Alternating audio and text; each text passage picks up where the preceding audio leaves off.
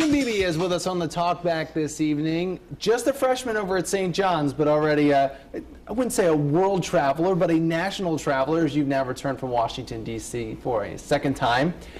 Talking all about diabetes. You yourself, diabetic. Yes. And you met with a lot of Congress people, a lot of politicians. Give us an idea of what you went back for this second time. Well, I went back this time for the JDRF Government Day, which is when all the adult advocates throughout the country who would lead the chapters of JDRF, they go and they meet with the government branch of JDRF, and they fill the advocates in with all the new information, what's being researched, what's being funded. And then all of the advocates get to go and they meet with the Congress people and senators, and they push for more funding and other things like that. Okay, and on your first trip was the Children's Congress? Yes. Is that what it was? Okay, and that was last year, I believe it was. That was last June. Last June. Okay, and so since your first trip and your second trip, they approved the artificial pancreas. Yes. Which is going to be huge, I would imagine. Yeah, it's pretty much an external pancreas, so it's combined with an insulin pump and the continuous glucose monitor. And it really is an external pancreas, and it would make a world of a difference. Wow, okay, so you met with Captor, Latta, Sherrod Brown's people, Portman's people. What was your message to them? I told them my story, and they were very nice, very supportive. And Congresswoman Captor actually has already done so much. She's always been supportive, she's helped with everything. And Representative Latta, who I've never met with before, he was very nice. He actually has 2 relatives that are diabetic, and right? Okay. He said he was going to draft a letter to the FDA to push things along. Good. I mean, so when you're meeting with all these politicians, you're a young guy. Is it intimidating, or is it easy to tell your story? The first few times it was intimidating, and now it comes more naturally. Like, I just tell them my story. Like, you can't mess up because it's your story. that's very true. There's no better story than your own.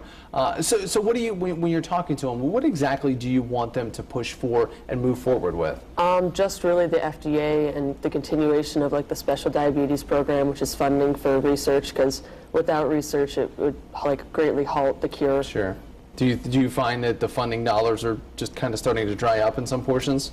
They really, JDRF even said that they would hopefully be out of business in the next 10 years, so there'll be a cure. Which would be a good thing. Right. Not that you want them to be that way, but you get to the point where you progress past this. Exactly. So what was your feeling with that? Do you feel like you were genuinely getting somewhere with these politicians to get the funding where it needs to go? Yes, everything makes a difference. So funding needs to continue, and donations need to continue, because I was told that I would have a cure by the time I'm 15, but that's a month away.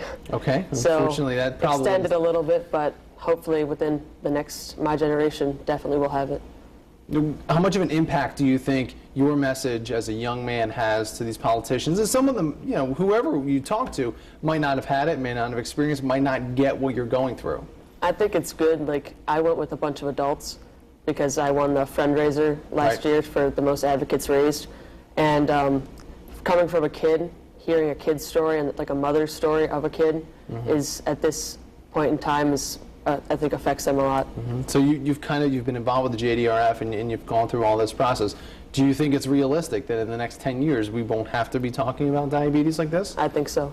All right, so you're good optimism. So what's next in your plans to, in your work when you're doing this? I'm going to continue to meet with the Congresswoman Captor and Congresswoman Latta, and just keep pushing funding, keep pushing FDA support, and just hope that there's a cure soon. So you're not going to let it go. You're just going to keep hammering them on it. All right. Well, we wish you the best of luck, William, as you continue on with that and you continue on with your schooling. We appreciate your time tonight. And that's your Talk Back.